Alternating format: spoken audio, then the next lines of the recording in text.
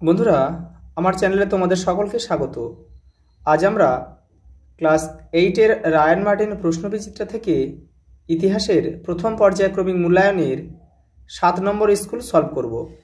প্রথম প্রশ্ন, বাংলায় দ্বৈত শাসনের অবসান হয় 1772 খ্রিস্টাব্দে।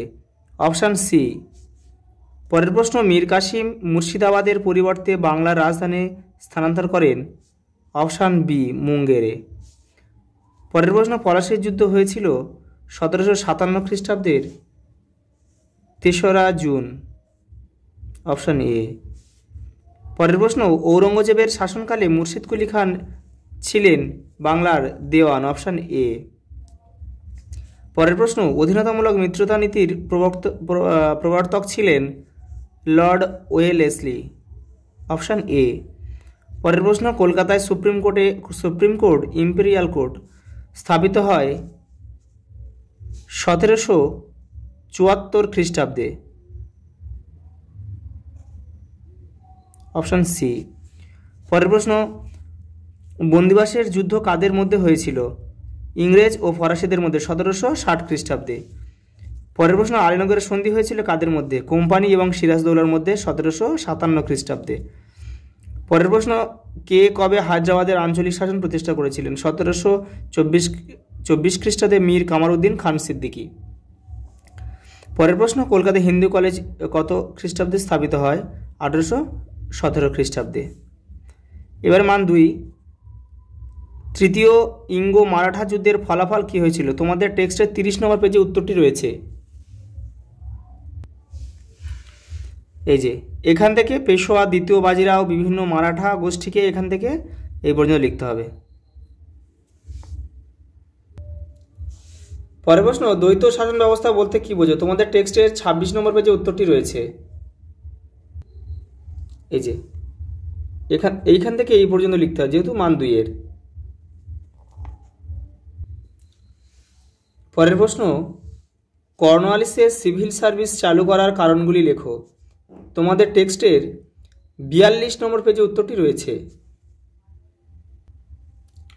এই যে কোম্পানির প্রশাসনের অধীনে আমলাতন্ত্রকে সংগঠিত করার উদ্দেশ্যে লর্ড কর্নওয়ালিস সিভিল সার্ভিস ও অসামরিক প্রশাসন ব্যবস্থা চালু করেন। ভারতে ব্রিটিশ প্রশাসনকে দুর্নীতিমুক্ত করার উদ্দেশ্য ছিল কর্নওয়ালিস। এই পর্যন্ত লিখতে হবে। পরের প্রশ্ন, কোম্পানি শাসনে জরিপের ক্ষেত্রে জেমস রেনেলের ভূমিকা কী ছিল? তোমাদের টেক্সটের 48 নম্বর পেজে উত্তরটি রয়েছে। এই যে 1664 খ্রিস্টাব্দে বাংলার নদীপথগুলি জরিপ করেন জেমস রেনেল। এখান থেকে এই পর্যন্ত লিখতে হবে। পরের প্রশ্ন, অন্ধকূপ হত্যা বলতে কি বোঝো? তোমাদের টেক্সটের 22 নম্বর পেজে উত্তরটি রয়েছে। এই যে এখান থেকে কোম্পানির কর্তা ব্যক্তি হলেন, এখান থেকে এই পর্যন্ত লিখতে হবে। পরের প্রশ্ন, মেকলের প্রতিবেদনটি উল্লেখ করো। তোমাদের টেক্সটের 46 নম্বর পেজে উত্তরটি রয়েছে। এই যে মেকলের প্রতিবেদন, এখান থেকে এটা পুরো লিখতে হবে। পরের প্রশ্ন, কোম্পানি পরিচালিত আইন ব্যবস্থাকে সংহত করার ক্ষেত্রে লর্ড কর্নওয়ালিস কি ভূমিকা নিয়েছিলেন? তোমাদের টেক্সটের 38 নম্বর পেজে উত্তরটি রয়েছে।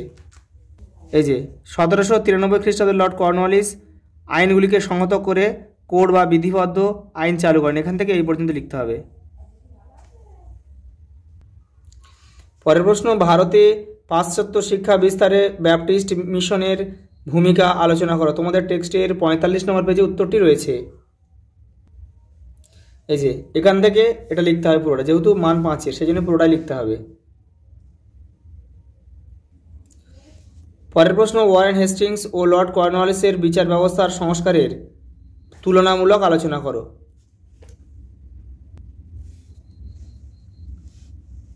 এই যে এখান থেকে এই যে মিল লিখতে হবে, আর মিল আছে এখান থেকে 2টো লিখবে, আর এই যে অমিল আছে এখান থেকেও 2টো লিখবে। এই ছোট ছোট 2টো লিখলে হবে, এটা লিখবে আর এটা লিখলে হয়ে যাবে। পরের প্রশ্ন, বক্সারের যুদ্ধের গুরুত্ব আলোচনা করো। তোমাদের টেক্সটের 25 নম্বর পেজে উত্তরটি রয়েছে। এই যে এখান থেকে এই পর্যন্ত লিখতে হবে গুরুত্ব। পরের প্রশ্ন, শেষ প্রশ্ন, পলাশীর যুদ্ধের কারণ ও ফলাফল লেখো। 3+2। এই যে পলাশীর যুদ্ধের কারণ, এখান থেকে 3টে লিখবে, 1 2 3, একটু অল্প করে লিখবে, পুরোটা না লিখলেও হবে। আর ফলাফল 2টো লিখলে হবে। এই যে এপারে রয়েছে এই গুরুত্ব বা ফলাফল, এইটা এখান থেকে 2টো লিখলে হবে। এই যে 1 আর এই 2, 2টো লিখলে হয়ে যাবে। আজ এই পর্যন্ত, দেখা হবে পরের ভিডিওতে।